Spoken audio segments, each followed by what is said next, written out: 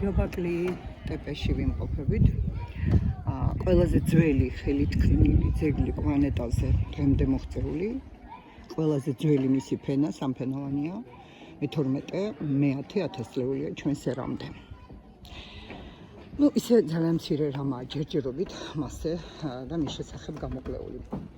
კლაუს შმიდტი მეცნიერი მან გახსნა გეობაკლი ტეპე 1995 წელს, რომელმისმა არქეოლოგიურმა გათხრებმა მისი ხელმძღვანელობით დიდი ქვის მეგალითებია, ამოტვიფრული რელიეფებით, საოცრებაა და ცოტა სპონტანურად რაღაც მომზადებული არ მაქვს ტექსტი და ვლაპარაკობ, ქვების წონა 40-60 ტონაა, მეგალითების ამოტვიფრულია მელები, მორიელები, ლომები, ლეოპარდები, იხვები, ტოტემები ზოგადად და ცხოველთა ზოომორფული გამოსახულებები. 6000 წლითაა მეცნიერები ფიქრობენ და ვარაუდობენ, ვიდრე დამწერლობა გაჩნდებოდა, არის უკვე გაკეთებული გეობაკლი ტეპე. ეს ყველაზე ძველი სამგანზომილებიანი გამოსახულება მსოფლიოში. გამოსახულია გრიფებით. გრიფები საოცარი ფრინველები, რომლებიც სამხრეთ-აღმოსავლეთ ანატოლიის ამ ნაწილში არიან ძალიან ცოტა, ისინი ძალიან დაცულია და ფაქტობრივად გამრავლებაც ძალიან არაინტენსიურად მიდის მათი არის წითელ წიგნში. გრიფები ზოგიერთ ძველ კულტებში დიდი ხნის მანძილზე ითვლებოდნენ ფრინველებად, რომელთაც მიცვალებული სხეული აღქონდათ ზეცაში და ამიტომ აი თქვათ ამ მეგალითებზე გამოსახული გრიფები რაღაცნაირად ბადებს შესაძლოა იმ ერთ ვერსიასაც, რომ ხომ არ იყო გეობაკლი ტეპე მიცვალებულთა ნეკროპოლი, ან თქვათ ტაძარის სარიტუალო, სადაც თქვათ ხდებოდა მიცვალებულთა დაკრძალვის და თქვათ პროცესი და დაკავშირებული მიცვალებულთან. 200 მეგალითური სვეტია ნაპოვნი, წრეზე განლაგებული, ისინი დაახლოებით 20 წრეა. 30 მეტრის დიამეტრის არის ეს ასე ვთქვათ წრეები. ეს მსგავსი მეგალითები შესაძლოა იჭერდნენ ჭერს თავის დროზე, იჭერდნენ ჭერს, ტაძრის ჭერს. ძალიან არიან ერთმანეთსაგან დაშორებულები. განიხილება არქიტექტურული გეომეტრიაც აქვს, მე რამდენადაც ის ასე ვიცი. რა გითხრათ, მეცნიერები ფიქრობენ, ვარაუდობენ, რომ ეს სალოცავი იცვლებოდა, ან ფორმას იცვლიდა, რაღაცას იმატებდა, შესაძლოა საუკუნეთა მანძილზე ახალი თაობები, ახალი არქიტექტორები ცვლიდნენ რაღაცებს, მათ დამოკიდებულება, ასე ვთქვათ. ქვების გამოთვლა ხდებოდა რიტუალურ ასპექტებზეა ძირითადად ეს ყველაფერი მორგებული. ქვების გამოთვლა ხდებოდა იქვე დაახლოებით 800 მეტრში და ქვემოთ გეობაკლი ტეპეს აქვს უკვე გახსნილად არაჩვეულებრივი საინსტალაციო დარბაზები, სადაც ასე ვთქვათ დოკუმენტურ ფილმებსაც აწყობილია შესანიშნავი ფილმები და ინსტალაციები დაკავშირებით აი ამ დიდებულ ნაპოვნთან, ასე შეიძლება დიდებულ არქეოლოგიურ საიტთან და იქ კარგად ჩანს, ანუ როგორ ითვლებოდა ეს სვეტები და როგორ ხდებოდა მათი გადაზიდვა, მათი მოტანა გეობაკლი ტეპემდე, ანუ აქამდე მოტანა, მას სჭირდებოდა უამრავი ადამიანი და ჩანს იქ იმ ფილმებში. რა თქმა უნდა, ამ ადამიანებს ცხადია სჭირდებოდა განთავსება, ყובה, ეს კი ნიშნავდა, რომ უკვე არსებობდა რაღაც გარკვეული სოციალური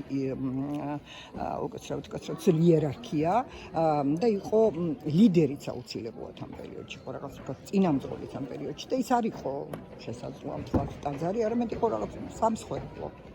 არსებობს სხვა ვერსიაც, მეორე ვერსიაც, რომელსაც ემხრობა თავად კლაუს შმიდტი, ანუ არქეოლოგი, რომელიც ამ არქეოლოგიურ სპეციალს ხელმძღვანელობდა, ძალიან ძლიერი საინტერესო არქეოლოგი და ის თვლის, რომ კი, ის ემხრობა ამას, რომ გეობაკლი ტეპე იყო ნეკროპოლი, აქ ისინი ტოვებდნენ მკვდართა სხეულებს, გრიფებისთვის და ეს გრიფების გამოსახულებაზე მე უკვე ვილაპარაკე და ეს ვთქვათ ნეკროპოლში ხდებოდა სხეულების მოტანა, გარდაცვლილი სხეულების მოტანა, რომელსაც ეპატრონებოდნენ გრიფები და როგორც იყო აი რიტუალურად და უძველეს წენა წარმოდგენაში გრიფების ფრინველები იყო, რომელსაც სხეული ზეცამდე აღქონდათ. ასევე ედინბურგის უნივერსიტეტის